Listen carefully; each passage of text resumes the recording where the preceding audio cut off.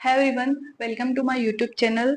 सो आज हम लोग पढ़ने वाले हैं एनिमल किंगडम के बारे में। इस चैप्टर का ये हम यहाँ से स्टार्ट करने वाले हैं आज फाइलम के बारे में। इससे पहले वाले लेक्चर्स में आप लोगों को अगर इसका बेसिस ऑफ क्लासिफिकेशन समझना है कि किस बेसिस पे हमने एनिमल किंगडम को क्लासीफाई किया है, तो आप पुराने लेक्चर्स को जाके देख सकते हैं। वहाँ पे एक डिटेल्ड एक्सप्लेनेशन आपको मिल जाएगा। ठीक है, तो हमारा पहला फाइलम है आज का, फाइलम पोरीफेरा। पोरीफेरल्स को हम स्पॉन्जेस भी कहते हैं क्योंकि स्पॉन्जेस भी कहते हैं क्योंकि इनमें छोटे छोटे पोर्स होते हैं। और आपको पता है एक स्पॉन्ज की कैपेसिटी क्या होती है। हम जो किचन में यूज करते हैं स्पॉन्जेस, उनमें क्या होता है कि वो वाटर को एब्जॉर्ब कर लेते हैं क्योंकि उनमें छोटे छोटे पोर्स होते हैं। और इसी के कारण पोरीफेरा के जो ऑर्गेनिजम्स होते हैं, इनमें छोटे छोटे पोर्स होने के कारण ये वाटर को एब्जॉर्ब करने की कैपेसिटी रखते हैं, इसलिए हम इन्हें स्पॉन्जेस कहते हैं। ठीक है, अब आगे का नेक्स्ट देखते हैं। सबसे पहले बात आती है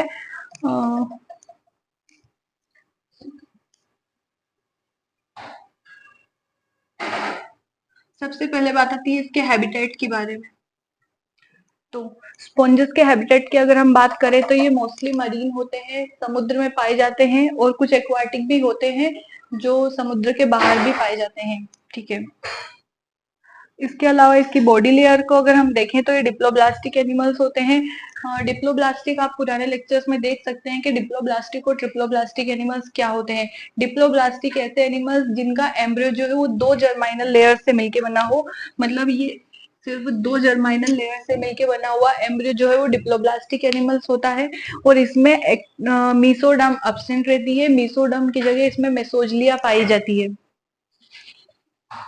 ठीक है, बॉडी लेयर इनकी डिप्लोब्लास्टिक होती है। सेलुलर ऑर्गेनाइजेशन आपको पता है कि सेलुलर लेवल पे ऑर्गेनाइजेशन सिर्फ फाइलम पोरीफेरा में ही पाई जाती है, पर हमको पता है कि एनिमल किंगडम के अगर एनिमल्स हैं तो एनिमल्स तो ऑब्वियसली मल्टी सेल्यूलर ऑर्गेनिजम्स ही होंगे। तो सेलुलर ऑर्गेनाइजेशन इनमें मल्टी सेल्यूलर होता है, पर मल्टी सेल्यूलर होता है पर ये टिश्यूज नहीं बनाते हैं। हमको पता है कि टिश्यू सिस्टम नेक्स्ट वाले फाइलम में पाया जाता है, सिमेट्रिकल सिमेट्रिक।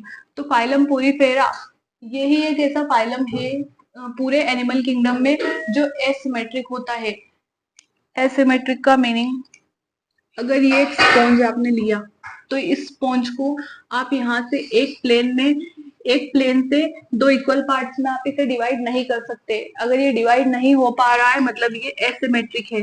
तो एसिमेट्रिक ऑर्गेनाइजेशन इनमें पाई जाती है। न्यूट्रिशन कैसा होता है, तो ऑब्वियसली एनिमल्स जो है वो होलोजोइक न्यूट्रिशन को फॉलो करते हैं। मतलब होलोजोइक मतलब खाने को निगलने के इन द प्रोसेस की खाने को निगलते हैं एंड उससे जो भी फिर उसको डाइजेस्ट करते हैं, जो भी न्यूट्रिशन इनको मिलता है उसे एब्जॉर्ब करते हैं। तो इनमें होलोजोइक न्यूट्रिशन पाई जाता है।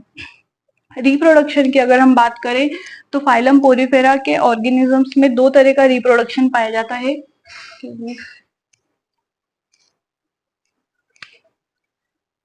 इसमें दो तरह का रिप्रोडक्शन पाया जाता है, asexual and sexual reproduction. Asexual की अगर हम बात करें तो पोरीफेरन्स जो होते हैं इनमें एसेक्सुअल रिप्रोडक्शन बडिंग और फ्रेगमेंटेशन के फॉर्म में पाया जाता है।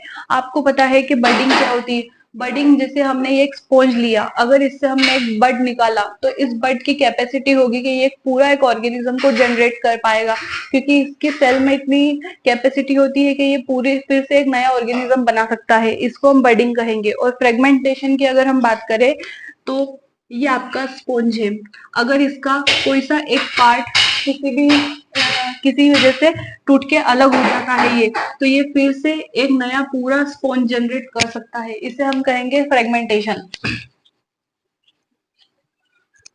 ठीक है, नेक्स्ट बात आती है सेक्सुअल लेवल की। तो सेक्सुअल रिप्रोडक्शन में ये गैमेट फॉर्मेशन करते हैं।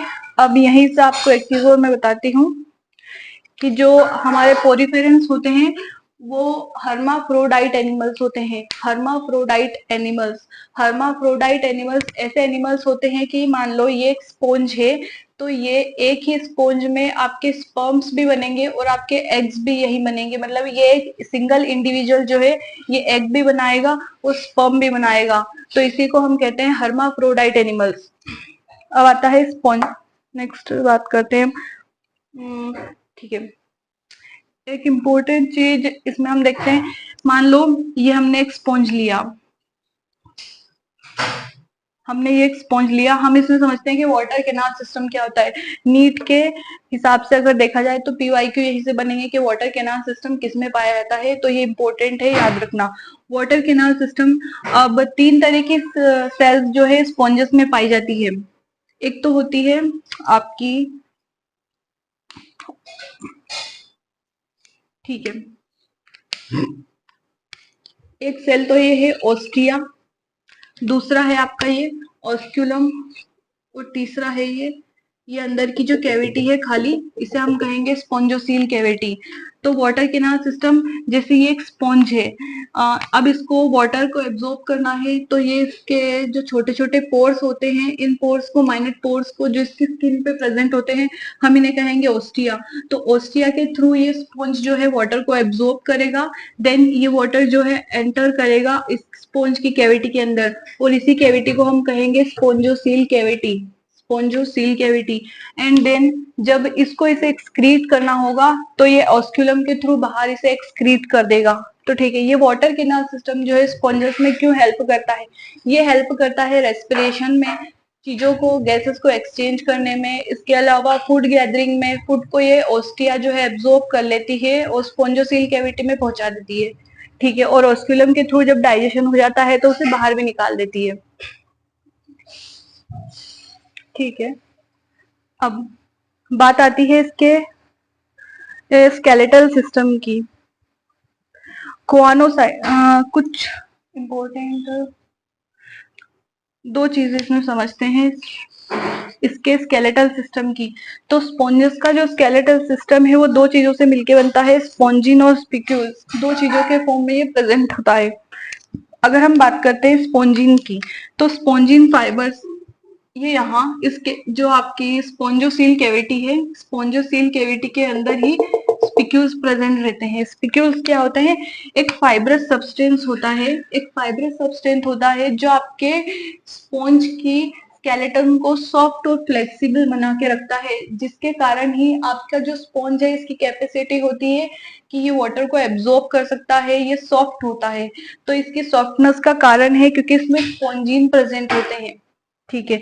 और अगर नेक्स्ट देखा जाए तो स्पिक्यूल्स क्या होते हैं? अब पूरा तो स्पॉन्ज जो है वो आपका सॉफ्ट नहीं हो सकता, क्योंकि उसको खुद की प्रोटेक्शन के लिए कुछ तो चाहिए। तो यहाँ पे स्पिक्यूल्स प्रेजेंट होते हैं जो कि इसके स्केलेटन को हार्ड बना के रखते हैं।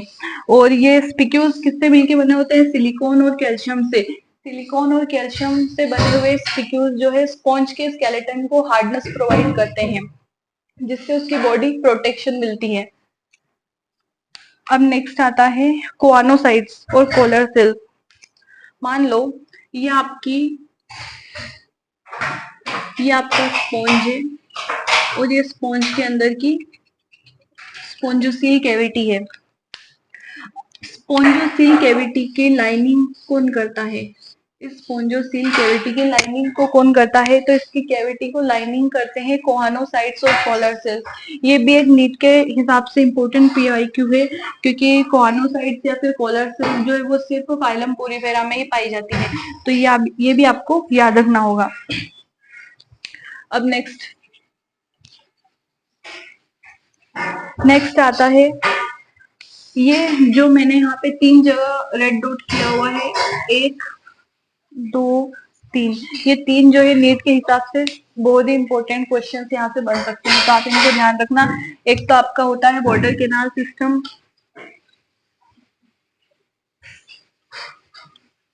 वाटर कैनाल सिस्टम, दूसरा